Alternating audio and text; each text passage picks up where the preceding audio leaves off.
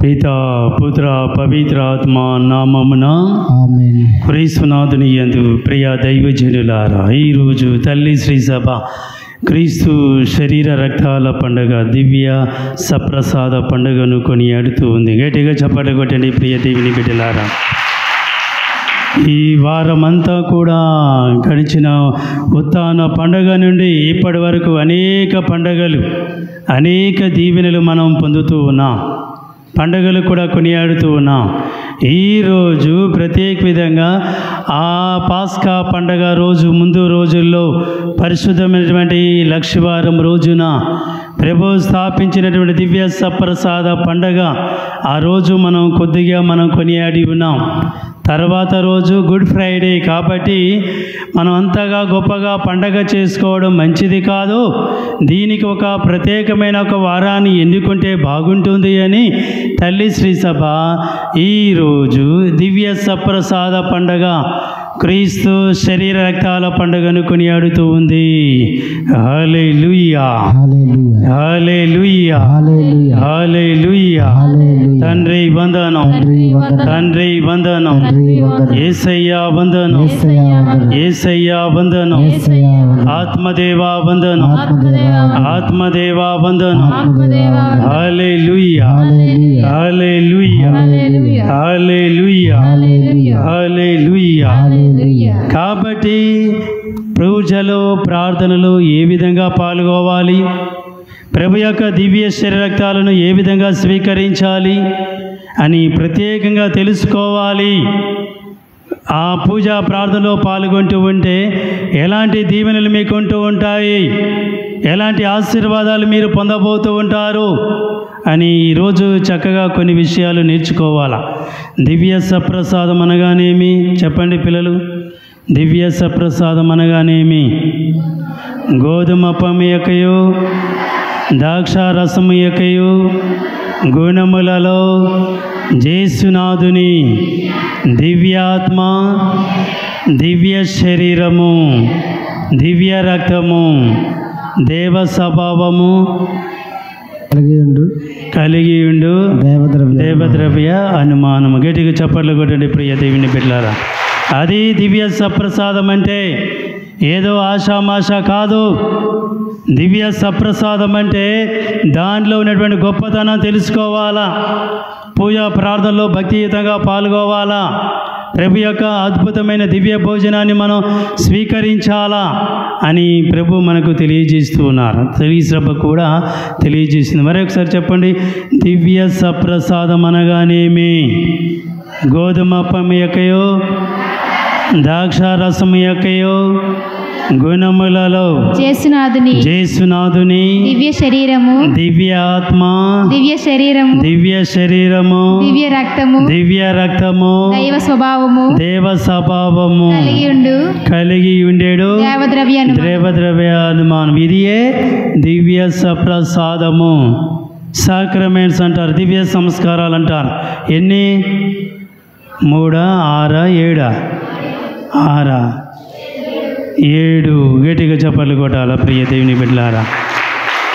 ఈ దివ్య సంస్కారాలలో, ఈ సాక్రమెంట్స్లో ఈరోజు దివ్య సప్రసాద పండుగ క్రీస్తు శరీర రక్తాల పండుగను కొనియాడుతూ ఉన్నాం. మనందరము కూడా ఆయన నమ్ముకొని ఆయన శరీర రక్తాలను స్వీకరిస్తూ దేవుని బిడ్డలుగా మారిపోయాము జ్ఞానస్థానము ద్వారా. మనం చూస్తున్నాం యోహాను సువార్త 5వ అధ్యాయము తీయండి ఒకసారి. యోహాను సువార్త 5వ అధ్యాయము 35వ వచనం చదువుదాం. ప్రభు యొక్క దివ్య భోజనం గురించి తెలియజేస్తూ ఉంది. యోహాను సువార్త 5వ అధ్యాయము 35వ వచనము. అందుకు యేసు నేనే జీవాహారము, నా యొద్దకు వచ్చువాడు ఎన్నటికిని ఆకలి కొనడు, నన్ను విశ్వసించినవాడు ఎన్నటికిని దప్పిక కొనడు. హల్లెలూయా, హల్లెలూయా, హల్లెలూయా, హల్లెలూయా, హల్లెలూయా. చూడండి ప్రియ దేవుని బిడ్డలారా, నన్ను విశ్వసించిన వాడు ఎన్నటికి కూడా దప్పిక, నన్ను భుజించిన వాడు ఎన్నటికి కూడా మీకు ఆకలి దప్పికలు ఉండవు అని ప్రభు తెలియజేస్తున్నారు. ప్రియ దేవుని బిడ్డలారా, ఒకసారి ఒక ఫాదర్ దగ్గరికి బ్రాహ్మణుడు వచ్చి, ఫాదర్ గారండి, నాకు యేసు ప్రభు అన్న, యేసు ప్రభు బిడ్డలన్నా చాలా ఇష్టం, కానీ యేసు ప్రభు ఈ అప్పద్రాక్ష రస రూపంలో ఎలా మారుతున్నాయి ఆయన శరీర రక్తాలుగా అని అడుగుతూ ఉన్నాడు. ఎవరు వచ్చి అడుగుతున్నారు? ఎవరు? ఒక బ్రాహ్మణుడు. ఎవరిని అడిగారు? ఫాదర్ని వచ్చి అడిగారు. ఏ విధంగా ఫాదర్? నాకు యేసు ప్రభు అన్న, యేసు ప్రభు బిడ్డలన్న చాలా ఇష్టం, కానీ ఈ అప్పద్రాక్ష రసాలు యేసు ప్రభు యొక్క శరీర రక్తాలుగా ఏ విధంగా మారుతున్నాయి?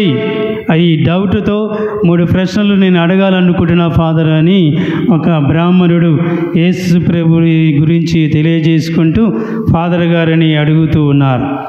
మొట్టమొదటి ప్రశ్న ఏమిటి అంటే, ఈ అప్పద్రాక్ష రసాలు ఏ విధముగా ఆయన శరీర రక్తాలుగా మారుతూ ఉన్నాయి, అద్భుతాలు జరుగుతున్నాయి ఫాదర్ అని అంటూ ఉన్నాడు. ఒక ఫాదర్ గారు ఆ యొక్క బ్రాహ్మణ్ణి పిలిచి చక్కగా భోజనం పెట్టాడు. పప్పు నెయ్యి ఇష్టం కదా వాళ్ళకి, బ్రాహ్మణులకి ఏది ఇష్టం? పప్పు నెయ్యి. చక్కగా పప్పు నెయ్యి పెట్టి అన్నం పెట్టేసి కూర్చోబెట్టాడు. కొద్దిసేపు అయిన తర్వాత, అంతా అయిన తర్వాత ఇప్పుడు ఆకలి తీరింది. ఈ యొక్క అన్నం పప్పు నీ శరీరంలో ఉందా అని అడిగినప్పుడు ఏమన్నాడు అంటే, లేదు ఫాదర్, జీర్ణమయ్యింది, బలాన్ని ఇచ్చింది, శక్తిని ఇచ్చింది అని అంటూ ఉన్నాడు. అదే విధముగా అప్పద్రాక్ష రూపంలో ఉన్నటువంటి ఆ యొక్క అవి దివ్య పూజలు ఒక గురువు ద్వారా, ఒక ఫాదర్ ద్వారా అవి ఏ విధంగా మారబోతున్నాయి? క్రీస్తు శరీర రక్తాలుగా మారబోతున్నాయి. హల్లెలూయా, హల్లెలూయా, హల్లెలూయా. ఇది మొదటి ప్రశ్నకి సమాధానం చెప్పారు. రెండో ప్రశ్న అడుగుతున్నాడు ఆ బ్రాహ్మణుడు ఫాదర్ గారిని.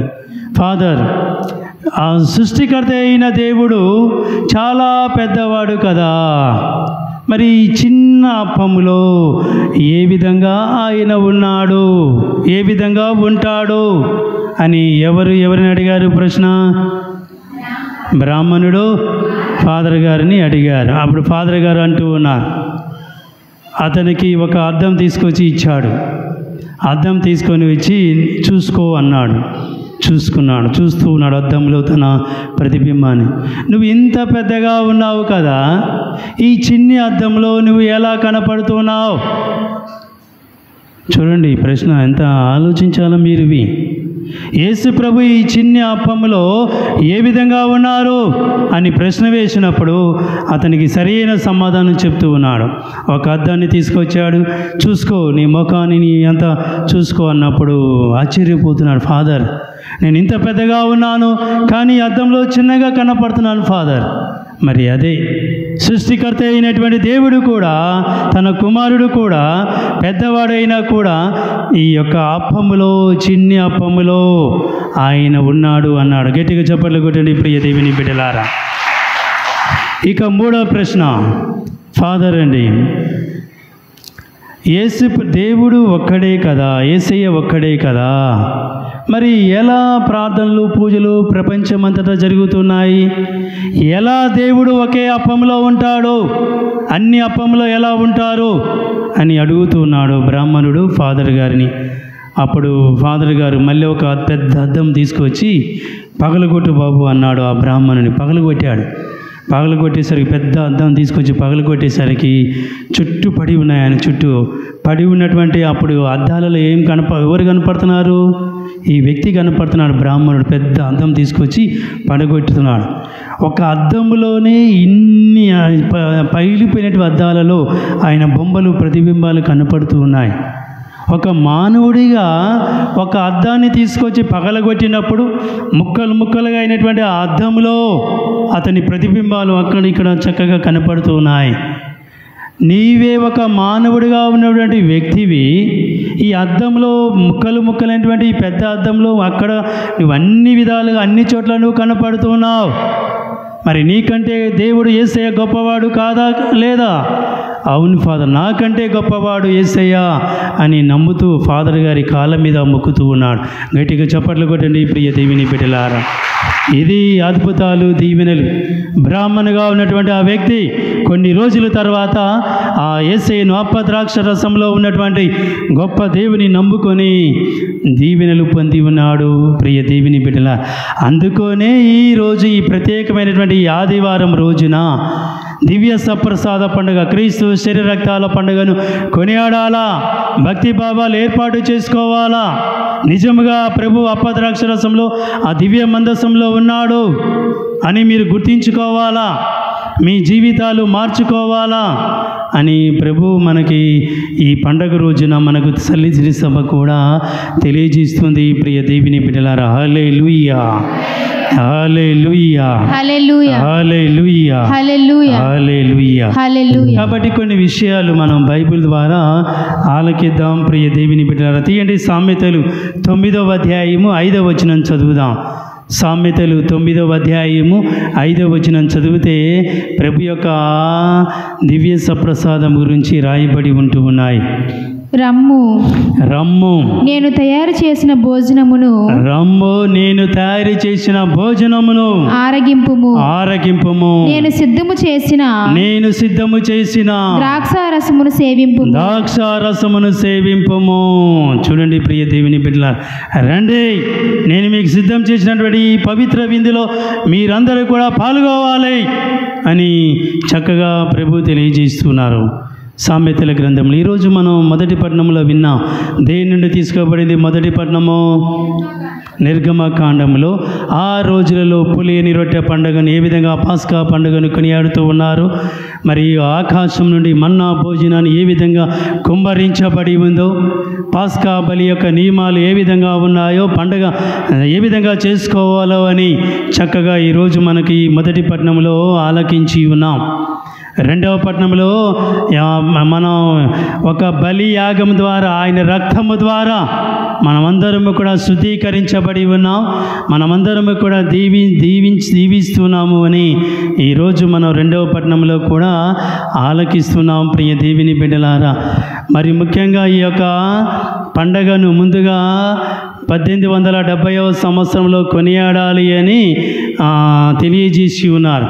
తర్వాత వాటికన్ మహాసభలు కొనియాడిన తర్వాత ఈ పండగలలో ఉన్నటువంటి గొప్పతనాన్ని తెలియజేస్తూ ప్రతి చోట కూడా, ప్రతి ప్రపంచంలో ఉన్నటువంటి ప్రతి చోట కూడా ఈ పండగను కొనియాడాలా, పండగలో ఉన్నటువంటి గొప్పతనాన్ని గుర్తించుకోవాలా అని వాటికన్ సిటీలో ఆ యొక్క పండగను గురించి డిస్కస్ చేసి దీవెనలు పొంది ఉన్నారు. భక్తి భావాలు ఉండాలా, ప్రార్థనలో పూజలో పాల్గొన్నప్పుడు, దివ్య సప్రసాదం స్వీకరించినప్పుడు ఇది మన జీవితాలకు కేంద్రీకృతంగా ఉంటూ ఉంది, సెంటర్గా ఉంటుంది. ఇది ఈ దివ్య భోజనం, ఈ దివ్య సప్రసాదము అనేక మంది జీవితాలలో మార్పు తీసుకువస్తూ ఉంది.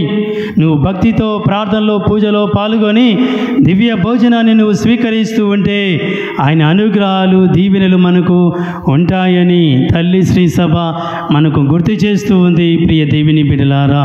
హల్లెలూయా, హల్లెలూయా, హల్లెలూయా, హల్లెలూయా. హల్లెలూయా. బైబిల్లో ఒక వాక్యాన్ని మనం చదువుకుందాం ఒకసారి. యెషయా 55వ అధ్యాయము 1 నుండి 3 వచనాలు చదువుదాం. యెషయా 55వ అధ్యాయము వచనాలు 1 నుండి 3 వరకు. దప్పికొని వారులెల్లరూ నీటి చెంతకు రండు, దప్పిక కొన్న వారందరూ కూడా నీటి చెంతకు రండు. ధనము లేని వారు వచ్చి, ధనము లేని వారు కూడా వచ్చి ధాన్యము కొని ఆరగింపుడు, దానమును కొని ఆరగింపుడు. ధనము ఇయ్యకయే, దానము ఇయ్యకే ద్రాక్షాసవమును ద్రాక్షారసమును పాలను కొనుడు,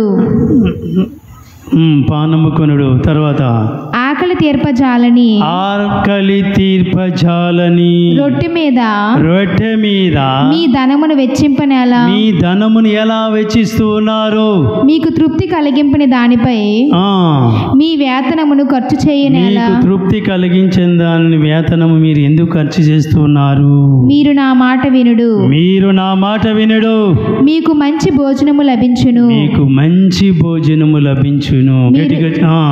మీరు శ్రేష్టమైన శ్రేష్టమైన అన్నమును భుజింతురు. మీరు శ్రేష్టమైన అన్నమును భుజింతురు. గట్టిగా చప్పట్లు కొట్టండి ప్రియ దేవుని బిడ్డలారా. హల్లెలూయా, హల్లెలూయా, హల్లెలూయా.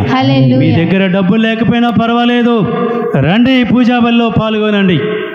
ఎందుకు హోటల్కి అక్కడికి ఇక్కడికి వెళ్ళి మీ భోజనం మీ డబ్బులన్నీ కూడా వేస్ట్ చేసుకుంటూ ఉన్నారు. ఈ రోజుల్లో ఇంకా ఫాస్ట్ ఫుడ్లు వచ్చాయి, అవి వచ్చాయి, డబ్బులు ఇష్టం వచ్చినా ఖర్చు పెట్టుకుంటున్నారు. వంటలు లేదు, ఇంట్లో వంటలు పెట్టుకోవట్లేదు కొంతమంది. ఆర్డర్ ఇవ్వగానే వచ్చి పడిపోతున్నాయి 5-10 నిమిషాల్లో.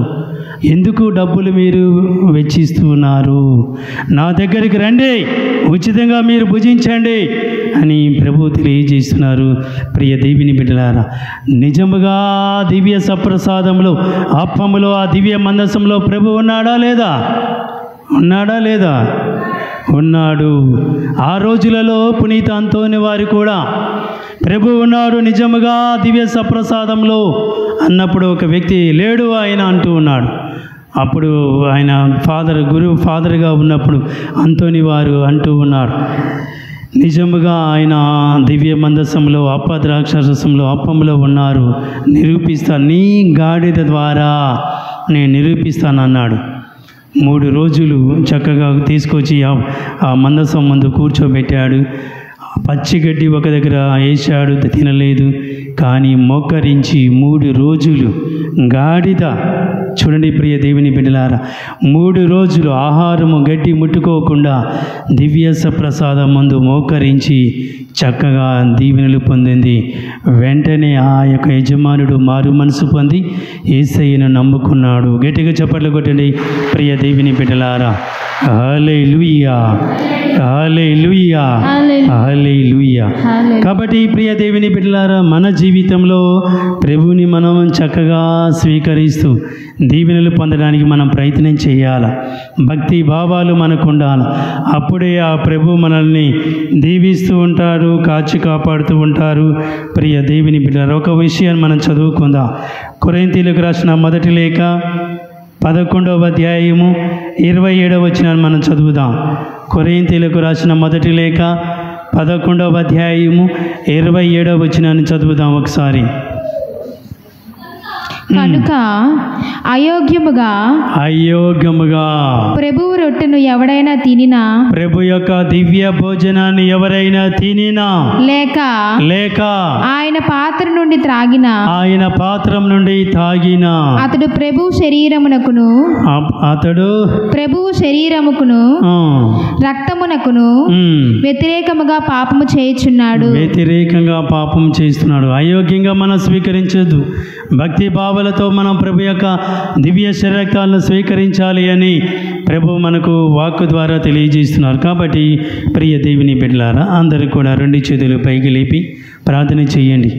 ఆయన ఆశీర్వాదాలు దీవులతో దీవించండి అయ్యా. ఈ పండగ రోజున ప్రార్థించుకుందాం, ప్రార్థన చేసుకోండి. ఈ పండగ రోజున మరి మనదిన జీవితంలో ప్రభు యొక్క దివ్య భోజనాన్ని ఏ విధంగా స్వీకరిస్తున్నాం ఆలకించండి. ఒకసారి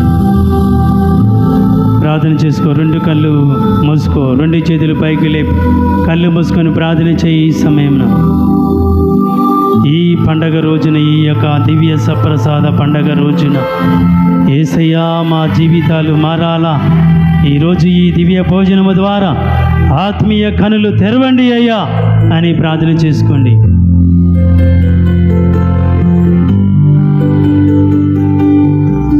ప్రార్థన చేయి ఈ సమయంలో.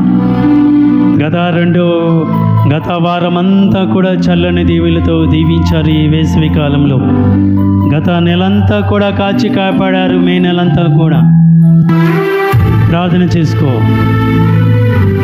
ఈరోజు ఈ పవిత్రమైనటువంటి ఆదివారం రోజున అద్భుతమైనటువంటి ఆ దివ్య భోజనాన్ని స్వీకరించబోతున్నా. ఏ విధంగా స్వీకరించబోతున్నా? నీ జీవితం మారాలనుకుంటున్నావా? ఆలోచించు.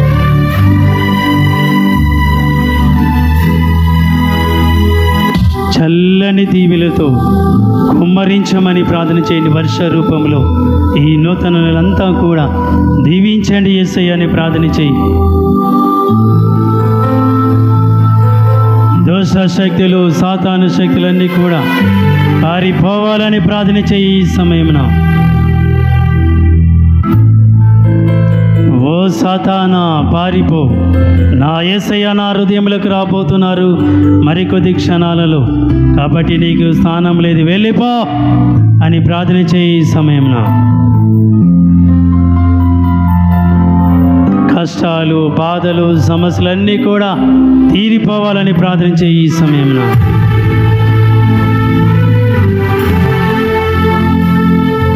పిల్లల చదువుల్లో, యువతి యువకుల చదువుల సందర్భంలో తోడుగా ఉండి దీవించమని ప్రార్థన చేయండి.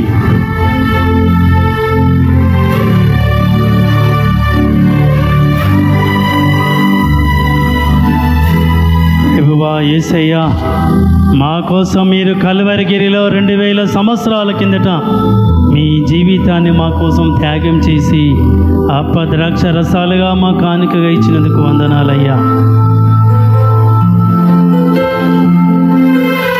దీవించండి యేసయ్యా అని ప్రార్థన చేయి. ఈ సమయంలో